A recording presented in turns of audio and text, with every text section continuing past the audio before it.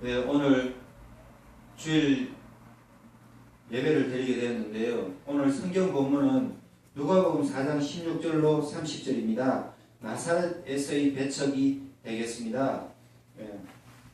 오늘 예수님이 이제 공생의 사역에 접어들어서 고향 나사렛에 이르십니다. 16절에 보면은 예수께서 그 자라나신 곳 나사렛에 이르사 그렇게 말씀한 것을 볼 수 있습니다. 안식일에 늘 하시던 대로 회당에 들어가서 성경을 읽으려고 서시네. 이것이 중요합니다. 오늘 첫 번째로 오늘 살펴볼 것은요, 경건 생활의 추구입니다. 예수님께서는 경건 생활을 추구하신 거예요. 늘 하시던 대로 이래 나옵니다. 습관이다 이거예요. 관습이다 이거예요. 몸에 밴 습관의 중요함을 말하는데, 책 읽는 사람이, 글을 쓰는 사람이 작가가 됩니다. 작가가 많이 읽지 않은 사람이 글을 쓰기가 어려워요. 일론 훈련을 하지 않은 사람이 쓰는 작가가 되기는 어렵습니다. 여행을 많이 다닌 사람이 여행 작가가 되고 여행 전문가가 됩니다. 국민일보 신문에 보면요, 박강섭이라고 관광 전문 기자가 나와요. 이분은 조선 팔도 다니는 거예요. 축제 시즌에 얼마 전에 벚꽃 피는 데로 가고, 지금 벚꽃 피는 데로 가시겠죠.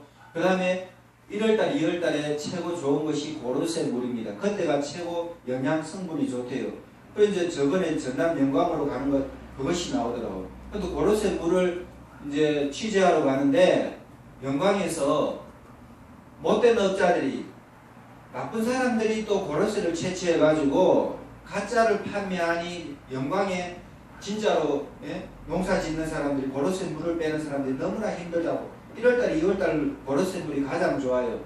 우리도 저번에 여기 언양이 가지산 밑에 축제할 때에 고로쇠 물을 보니까 그게 날이 좀 따뜻하니까 몇 날 며칠 안 되니까 변하려고 그러더라고요. 그만큼 영양 성분이 좋은 거예요. 신선한 거예요. 그걸 제때 빨리 해야 되는데, 관광 전문 기자는 관광지에 다녀서 관광에 대해서는 전문가가 돼야 돼요. 그리고 그분이 관광에 대해서 적는 거 보면 사진도 직접 적고 글도 직접 적는데, 관광지에 가서 맛있는 맛집도 가고 이러는 건데 전문가입니다. 그 늘 하던 대로 하는 거예요. 그 관광에 대해서 전문가니까 국민일보에서는 관광 전문 기자인 거예요. 박강섭 씨라고, 이분이 기자가. 술꾼은요, 술에 대해서 전문가입니다. 근데 안 좋은 거예요. 노름꾼은요, 도박 노름에 대해서 전문가입니다. 근데 안 좋은 거예요. 사기꾼은요, 사기치는데 남의 속마음을 잘 알고, 그 사람이 뭐 하는지 잘 알고, 그 사람 이상해. 그 사람을 하나님처럼 파악하는 거예요. 하나님처럼 그 사람을 파악해가지고 그 사람 일거수일투족 다 알고, 그래 돈을 빼내는 거예요. 보이스피싱이나 사기꾼은. 그러니까 늘 하던 대로 습관을 하는 거예요. 근데 안 좋은 겁니다. 근데 예수님은 거룩함의 추구가 있었어요. 오늘 늘 하시던 대로 안식일에 회당에 들어가셨다 이거예요. 성경책을 펴셨다 이거예요. 하나님 말씀을 강론하러 들어가셨다 이거예요. 저희는 하나님 말씀 강론하는 것을 들었습니다. 배웠습니다. 세미나에 가서 많이 배워야 돼요. 세미나에 가서 많이 들어야 돼요. 그래서 세미나에 가서 많이 들은 것 배운 바대로 실천을 해야 되고, 마이크 잡고 그 세미나에서 배웠던 것, 들었던 것을 이제 전파할 수 있어야 됩니다. 오늘 예수님이 많이 들었어요. 늘 안식일에 회당에 가셨어요. 그 이제 예수님이 메신저가 되는 거예요. 이거 중요합니다. 오늘날 한국교회가 성공하게 도취한 것 아닌지 모르겠습니다. 하나님의 말씀의 본질이 있어요. 말씀의 본질대로 추구해야 되는데, 모이지 않는다고, 듣지 않는다고, 사람들이 추구하지 않는다고 본질을 던져버리면 안 됩니다. 성공하기에 대해서 막 연설하면 안 돼요. 미국의 유명한 수종교회 로버트 슐러 목사님 얼마나 대단했습니까? 세계에서 그 수종교회를 관광지 삼아 사람들이 와서 예배드리고 전부 다 투명하게 유리로 돼가지고 막 햇빛이 그대로 들어오고, 얼마나 대단하고 성공학처럼 하나님 말씀을 안 증거했습니까? 저는 그분을 나쁘다고는 하진 않아요. 그런데 로버트 슐러 목사님 말리는 얼마나 어려워졌습니까? 아들에게도 퇴출당할 만큼. 성공학은 아닙니다. 그 당시에는 잘 됐어요. 지금은 어렵습니다. 걷어 나가지고 천주교에서 매입해주지 않으면 안 될 만큼. 아드님이 그것을 맡았는데 부채를 감당할 수가 없는 거예요. 하나님의 말씀대로 하는 거 참 중요합니다. 하나님 말씀대로 한다고 영원히 승승장구하지 않아요. 영원히 처박이지 않아요. 올라갔다 내려갔다 그런 거 중요한 거 아니고 하나님의 뜻대로 하는 것이 중요합니다. 예수님 오늘 거룩함의 추구가 있는 거예요. 성전을 추구했습니다. 성경을 추구했습니다. 성령님을 추구했습니다. 이거 중요합니다. 늘 하시는 거룩한 습관이 중요하다 이거고요. 두 번째로 우리 예수님 나사렛에서 배척당하는 이 고향에서의 배척에 대해서 살펴보고 있는데, 두 번째로는요, 두 번째는 예수님이 메시아 사역을 하셨다 이거예요. 성령님이 임재하셨고 굿뉴스 메신저가 됐다 이거예요. 메시아 사역을 예수님 하셨다 이거예요. 오늘 여기 보면 17절에 보면은 선지자 이사야의 글을 드리거늘 책을 펴서 이렇게 기록한 데를 찾으시니 이렇게 나와 있습니다. 주의 성령이 내게 임하셨으니, 이게 이사야서 61장 3절 그 1절부터 3절 그 뒷부분입니다. 성령님이 임하셨다 이거예요. 주의 성령이 내게 임하셨으니, 이거 중요합니다. 성령님이 우리 가운데 오시지 않으면요, 교회는요 성전이 될 수가 없습니다.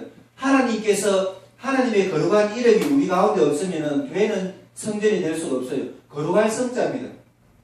한문으로 거룩한, 영어로 holiness, 거룩하다 할 때에 holy 이렇게 거룩하다 할 때에 holiness, 이것이 있어야 됩니다. 거룩함이 있어야 되는데, 성령님이 우리 가운데 거하시지 않으면 거룩함이 이루어지지 않아요. 하나님의 거룩한 이름이 우리 가운데 없으면요, 거룩함이 이루어지지 않아요. 한문으로 거룩하다 할 때 성자, 이게 뭐냐 하면요, 왕처럼 듣는다 이거예요. 왕처럼 말한다 이거예요. 왕처럼 듣고 왕처럼 보고 왕처럼 말하는 것이 거룩함입니다. 그러니까 하나님께서 말씀하시는 대로 우리도 말하고, 하나님께서 들으시는 대로 우리도 듣고, 하나님께서 추구하는 대로 우리도 추구한다. 이것이 거룩하다는 뜻으로 한문으로 표현해놨어요. 너무나 멋지게 표현해놨어요. 왕처럼 된다 이거예요. 그러니까 선비 사자 위에 하나 짝대기가 더 거지면 선비처럼 사는데, 선비가 거룩하게 추구하면 왕이 돼요. 거기에 또 위에 점 하나가 있어. 우리 인생의 최종 활용점점처럼 우리 인생의 최종 마지막에 하나가 딱 점이 찍어지면요, 우리가 왕이 되면 안 돼요.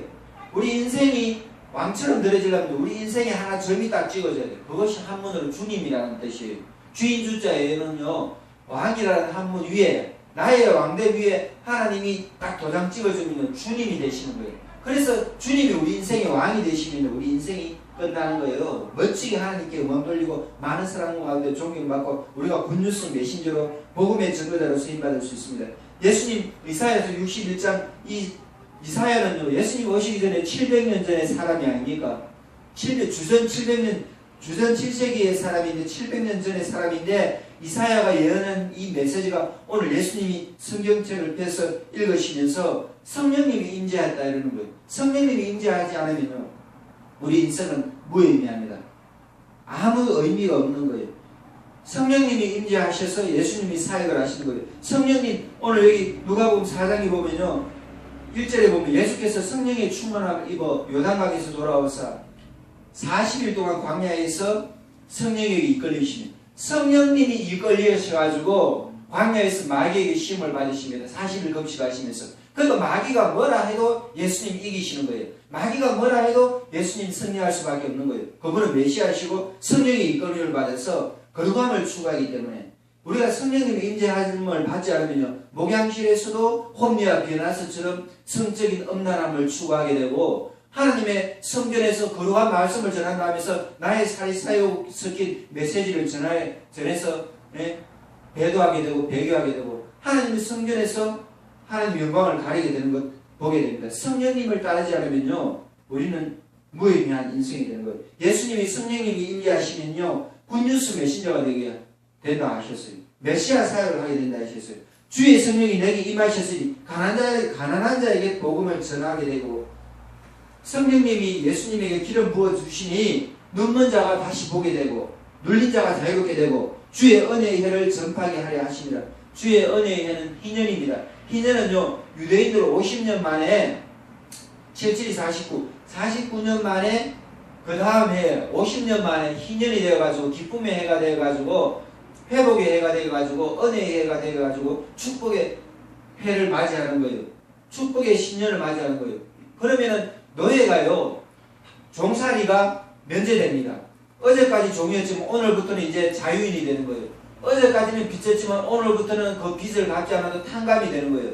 이것이 예수님 안에서 천국을 상징하고 복음의 은혜를 상징하는데, 이것 예수님 안에서 이루어졌다고 그러는 거예요. 책을 예수님 20절에 말씀하십니다. 책을 덮어 그 맡은 자에게 주시고 앉으시니 이제 회당에 예수님 앉아서 메시지를 전하시죠. 사람들이 쭉 눈길을 주목하고 있습니다. 예수님 입에서 무슨 말씀이 나올까? 예수님 손 움직임을 살피는 거예요. 그럴 때 예수님이 뭐라 하셨습니까? 이 성경의 메시지가 21절에 보면은 이에 예수께서 그들에게 말씀하시되 이 글이 오늘 너희 귀에 응하였느니라. 하나님의 말씀이 700년 전에 이사야의 메시지가 오늘 성취되었다고 예수님 굿뉴스를 말씀하시는 거예요. 그러는데 희한하게 어떤 일이 있냐면 고향 나사렛에 와서 예수님 복음이 증거되기를 원하시는데 나사렛 고향 사람들은요 시비를 겁니다. 예수님 메시지에 자꾸 반대를 하는 거예요. 갈고리를 갖고 마음에 꽃가운 마음을 가지는 거예요. 그래서 예수님 메시지에 은혜로운 말씀이 나온다고 22절에 나오는데 23절에 보면 의원아 의사 양반 너의 병이나 고치시오. 안병이 있는 의사 양반 당신 안병 아니십니까? 당신 병이나 고치고 남 치료하시오. 이런 식으로 빗대가지고 의사 양반 당신 절름벌이인데 당신 절름벌이나 고치고 남 고치시오. 이런 식으로 그 당시에 속담이 있는데 의사 양반 당신부터 먼저 고치고 남 고치시오. 의사가 자기 병이 있어도 남 고칠 수가 있잖아요. 그래 이 속담 갖고 유대인들이 나사렛 사람들이 예수님의 고향 사람들이 시비 거는 거예요. 요셉의 아들 예수 대단하지도 않은데 이상하다 하면서 자꾸 시비를 거는 거예요. 예수님의 은혜로운 메시지, 예수님을 메시아로 받아들이고 예수님 구세주로 받아들이고 예수님을 인정하고 가면 기적이 일어날 텐데 가고 다른 데서 기적이 이렇게 했으면 여기서도 기적이나 이렇게 보셔. 그딴 말씀 메시지는 치우고 이래 자꾸 시비를 거는 거예요. 그래서 예수님이 말씀하시기를 24절에 보면은 내가 진실로 너에게 이르노니 선지자가 고향에서는 존경받기 어렵다 그러는 거예요. 왜냐하면 하나님의 영광에 임하고 하나님의 은혜가 넘치고 성령 충만해가지고 이제 사역을 하는데 그 당시에는 예수님 유명하지 않았어요. 그 당시에는 예수님이 숨겨진 것처럼 그렇단 말입니다. 숨은 그림 찾기처럼 예수님이 감춰져 있었단 말입니다. 그러니까 사람들이 그냥 일상적인 요셉의 아들 예수로 알다가 예수님이 이제 메시아 사역을 하니까 의안이 벙벙한 거예요. 받아들이지를 못하는 거예요. 그래서 예수님 말씀하시면 25절부터 쭉 내려가면은 25절에 보면 엘리야 시대에 3년 6개월 흉년이 들었어요. 이스라엘 아합왕이 얼마나 악했습니까? 그러니까 3년 6개월 엘리야 시대에 큰 흉년이 있었어요. 그럴 때 모든 나라 민족이 나라 대통령부터 국왕부터 왕부터 시작해서 장차관 소시민 어려운 사람들이 다 어려운데 경제계나 정치계나 살아가는 것이 너무나 척박하고 어려운데 그때 엘리야 선지자가 누구한테 보내심을 받았냐면 이스라엘에 많은 과부가 있었지만은 시돈 땅에 사레다 과부 한 사람의 집에 들어갔단 말이에요. 거기에 예수님 엘리야가 보내심을 받았던 거예요. 엘리야 선지자가. 왜냐하면 그 사람은 허무하고 있었어요. 모든 것을 내려놨어요. 이제 밥 한번 먹고 죽는다고 일하고 있을 때에 엘리야 선지자가 가서 그 메시지를 받아들였단 말이에요. 수용성이 있어야 된다면 받아들일 줄을 알아야 된다. 그 말씀입니다. 그럼 오늘 27절에 보면 예수님 또 말씀하시는 거예요. 이스라엘에 나병 환자 많았어요. 엘리사 선지자 시대에. 근데 그 사람들 고침 못 받았어요. 엘리사한테. 그럼 누가 고침 받았습니까? 나만 장군, 아람 땅의 나만 장군이 고침 받은 거예요. 문둥병이. 엘리사 선지자를 통해서. 이게 뭐냐면 수용성이 있어야 된단 말이에요. 받아들일 줄 알아야 된다. 이 말입니다. 예수님이 와가지고 은혜의 말씀, 하늘의 메시지를 전하는데 유대인들 받아들이는 사람이 있고 받아들이지 못하는 거예요. 다른 사람들은 받아들이는데 오늘 고향 땅에 예수님 고향에서 자라서 나사렛에서 복음을 전도하자는 열망이 넘쳐서 그 고향 사람들이 자기를 메시아로 받아들이기를 원하고 구세주로 받아들이기를 원하고 하나님의 메시지를 있는 그대로 받아들이기를 원하는데 받아들이지 못하는 거예요. 순수하지 못하는 거예요. 자꾸 곡해하는 거예요. 오해하는 거예요. 그래서 예수님이 메시지를 전할 때 안타까운 말씀을 메시지 전하는 거예요. 예수님이 이해받기를 원하시는 거예요. 이해가 영어로요. 언더스탠드입니다.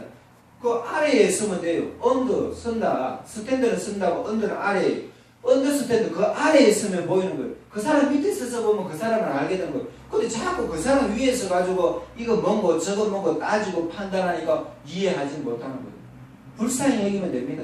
그 사람보다 낮은 마음 돼가지고 이해하면 되는 거예요. 언더스탠드가 안 되는 거예요. 이해가 안 되는 거예요. 그러니까 그 사람들 축복을 못 받고 예수님이 이제 가버나움 땅으로 가버리시는 거예요. 예수님이 본 고향 나사렛에서 사역하시기를 원하지만 그래도 심지어 예수님 죽이려고까지 해요.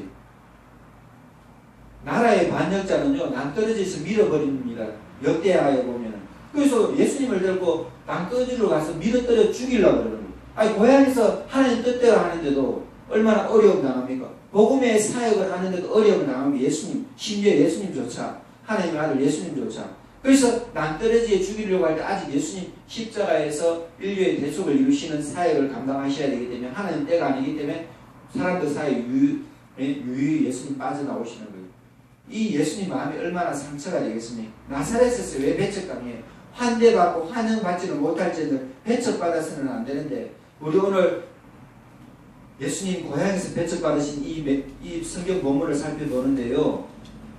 먼저 경건 생활의 추구가 있어야 된다 해서 늘 하시던 거룩한 습관대로 예수님 성경을 읽으시고 성전에 가시고 안식일에 회당에서 하나님 말씀을 전했다 이렇게 말씀드리고 두 번째로는 예수님 굿뉴스 메신저가 됐단 말이에요. 복음의 사역자가 되어서 메시아 사역을 성령님 인지하셔야 되고 하나님의 영광을 드러내야 된다고 말했습니다. 그 다음에는 사람들이 배척할지라도 사람들이 환대하지 않을지라도 묵묵히 사역을 감당해야 된다. 이렇게 오늘 세 가지로 한번 우리 살펴봤습니다.